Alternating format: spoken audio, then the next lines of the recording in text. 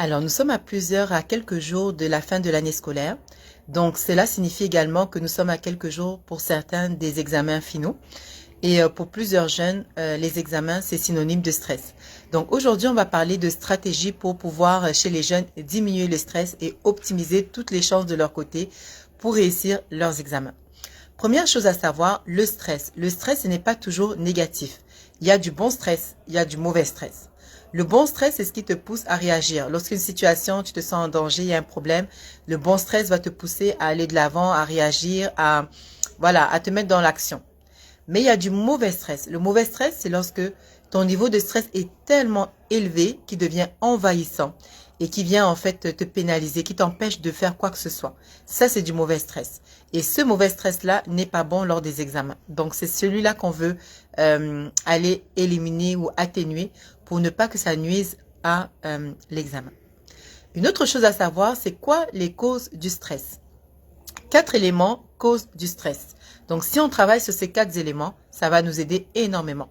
Pour vous retenir les 4 éléments, pensez toujours à ciné, comme cinéma, ciné. Donc, le C, le I, le N et le E. Donc, le C, c'est pour le manque de contrôle, le contrôle. Lorsque quelqu'un manque de contrôle, ça va générer en lui beaucoup de stress. Le I pour imprévisibilité. Lorsqu'une situation est très imprévisible, ça aussi, ça va augmenter son niveau de stress. Le N pour nouveauté. Lorsqu'une situation est complètement nouvelle, on n'est pas habitué, ça augmente également le stress. Et le E pour ego menacé. Lorsque notre ego est menacé, on se sent pas bien, en nous, on perd confiance, on se dit qu'on va pas y arriver.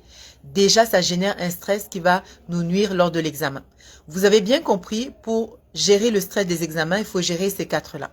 Comment on fait concrètement avec des jeunes étudiants à l'université ou au collège ou au cégep ou peu importe, même au primaire?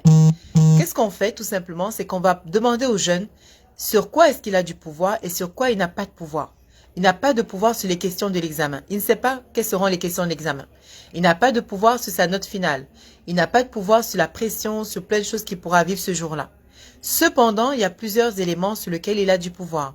Il a du pouvoir sur les efforts qu'il va mettre. Il a du pouvoir sur les révisions qu'il va donner.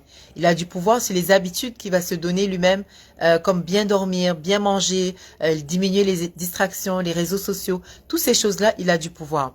Il a du pouvoir, qu'est-ce que je pourrais dire encore? Il a du pouvoir sur, qu'est-ce qu'on pourrait dire? Sur sa préparation, comment il va préparer son examen, comment il va préparer ses vêtements, comment il va préparer son sac, son matériel, toutes ces affaires-là. Donc, il y a plusieurs choses pour lesquelles le jeune a du pouvoir. Alors, au lieu d'augmenter son anxiété sur tout ce qui va se passer le jour de l'examen qu'il ne connaît pas, il peut mettre son accent, son énergie sur tout ce qu'il peut mettre en place pour pouvoir réussir ses examens, donc bien planifier, bien gérer son temps pour bien découper ses révisions et y arriver. Donc voilà, plusieurs choses qu'on recommande aux jeunes, c'est certaines habitudes à prendre quelques jours avant l'examen. Bien dormir, on ne dira jamais assez bien dormir. En fait, quand on est ado par exemple, le temps recommandé de sommeil idéal c'est 8 à 10 heures. Donc si votre ado dort beaucoup moins que ça, travaillez petit à petit quelques jours avant l'examen de augmenter un peu ses temps de sommeil parce que c'est nécessaire. Si un enfant vient le jour de l'examen déjà fatigué, ça va pas l'aider dans l'examen. Et le sommeil, ça consolide les apprentissages. Donc vraiment, le sommeil est très important. Travailler par rapport à ça. Boire de l'eau régulièrement. Faire des révisions avec des pauses. Ça aide énormément. Bien manger, même le jour de l'examen, le matin. Bien s'alimenter, pas trop lourd, mais avec des vitamines. Avoir des petites noix, des fromages, des petites choses comme ça, comme pour donner de l'énergie aux jeunes. C'est vraiment important. Limiter les distractions, tous les réseaux sociaux, les écrans, toutes ces choses-là, en fait, vont permettre aux jeunes d'être mieux préparés. Trouver des idées de révision qui soient agréables. Donc, par exemple, ils peuvent faire des jeux de rôle, plusieurs façons de réviser agréablement.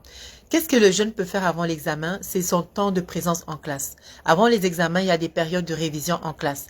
Que le jeune soit attentif, qu'il soit vraiment présent, qu'il pose des questions, qu'il s'intéresse, qu'il fait ses révisions pour pouvoir se mettre toutes les chances de son côté.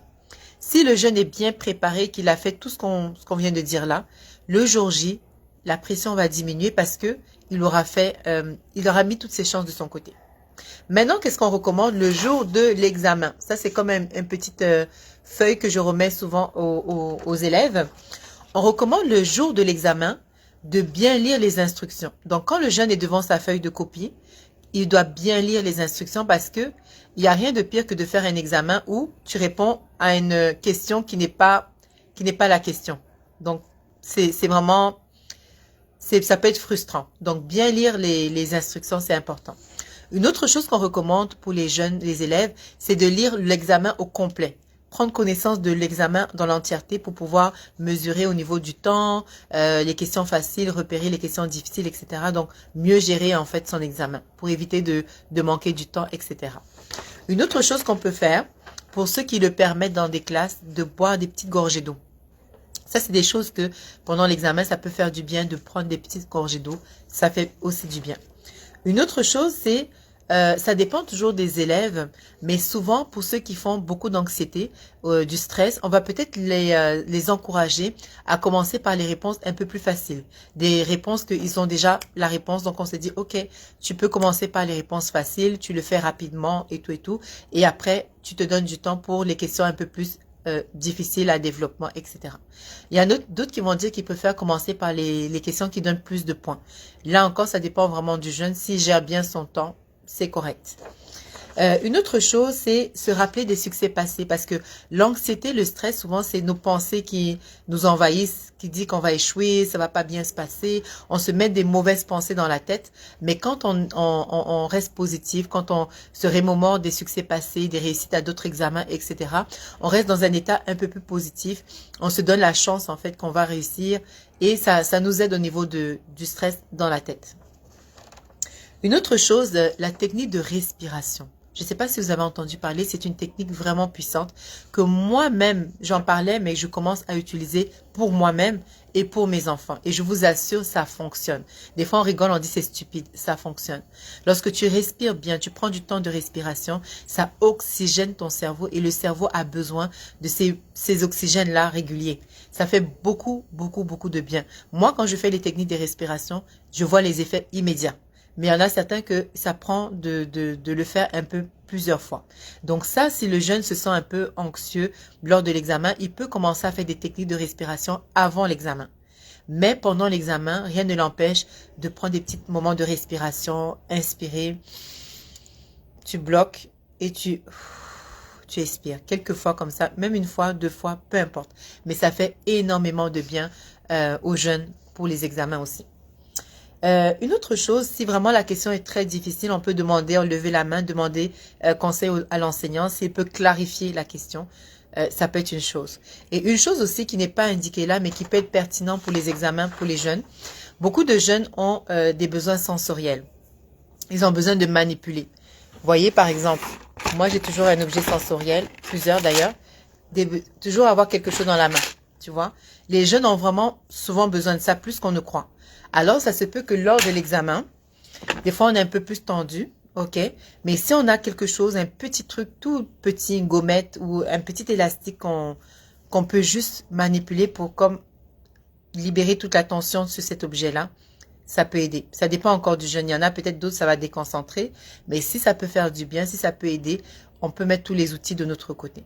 Donc voilà, c'était un peu des petites idées comme ça pour pouvoir optimiser, gérer mieux son stress le jour de l'examen.